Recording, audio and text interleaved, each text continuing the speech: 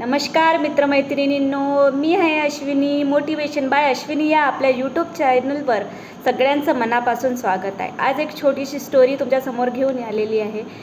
एकदा काय होतं की गरुडाचं पिल्लू आकाशात उडत असतं आणि त्याच्या हातून एक अंड खाली पडतं आणि बरोबर ते जे कोंबडीची पिले असतात त्यांच्या खुराड्यामध्ये ते अंड जाऊन पडतं आणि त्या कोंबडीच्या अंड्यांमध्ये ते अंड मिसळून जातं.